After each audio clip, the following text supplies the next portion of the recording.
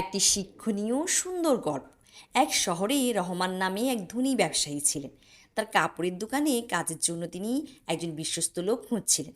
তখন জাহিদ নামের এক যুবক তার কাছে কাজের জন্য আসে। জাহিদ দেখতে ছিল খুবই ভদ্র এবং মুখে সবসময় দিনের কথা বলতো। কাজে যোগ দেওয়ার সময় জাহিদ রহমানের হাত ধরে বলল, আমায় বিশ্বাস করুন মালিক, আমি নামাজ কালাম পড়ি। আপনার দোকানে একটা সুতোও যদি আমি নষ্ট করি, তবে কেয়ামতের দিন আল্লাহর কাছে আমি দায়ী থাকব। আপনার আমানত আমার কাছে সম্পূর্ণ নিরাপদ। রহমান তার এমন কথায় মুগ্ধ হয়ে তাকে ক্যাশ কাউন্টারের পুরো দায়িত্ব দিলেন। রহমান জাহিদকে পুরোপুরি বিশ্বাস করতেন। জাহিদও সবার সামনে খুব সততা দেখাতো। কিন্তু রহমান যখন দোকানে থাকতেন না, তখন জাহিদ ক্যাশ বাক্স থেকে অল্প অল্প করে টাকা সরাতে শুরু করলো। কাপড়ের পাইকারি দাম বেশি দেখিয়ে বাকি টাকা নিজের পকেটে ভরতে লাগলো। মুখ হেসে সবসময় বলতো, মালিক, আমি সততার সাথে ডিউটি করছি। কয়েক মাস পর রহমান হিসাব মেলাতে গিয়ে দেখলেন অনেক টাকার ঘাটতি। তিনি জাহিদকে ডেকে জিজ্ঞেস করলেন, জাহিদ, হিসাবে এত গরমিল কেন? জাহিদ তখন বুকে হাত দিয়ে কসম খেয়ে বলল, মালিক, আল্লাহর কসম, আমি এর কিছুই জানি না। মনে হয় কাপড়ের দাম বেড়ে যাওয়ায় এমন হয়েছে।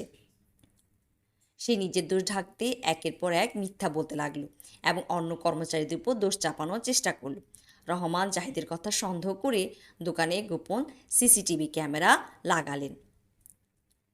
পরের দিনই ক্যামেরায় ধরা পড়ল জাহিদ কীভাবে ক্যাশ থেকে টাকা চুরি করছে এবং কাস্টমারদের কাছ থেকে বেশি দাম নিয়ে কম টাকা জমা দিচ্ছে। রহমান জাহিদকে ডেকে সব প্রমাণ দেখালেন। জাহিদ লজ্জায় কিছু বলতে পারল না।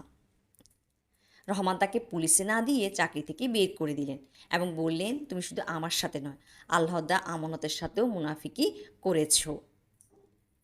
পরবর্তীতে জাহিদকে শহরের আর কোনো ব্যবসায়ী বিশ্বাস করে চাকরি দেয়নি।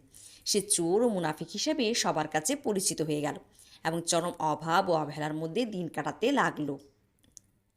এই গল্পে মুনাফিকদের 3টি প্রধান লক্ষণেই ফুটে উঠেছে: কথা বললে মিথ্যা বলা, ওয়াদা করলে তা ভঙ্গ করা এবং আমানত রাখলে তার খেয়ানত করা।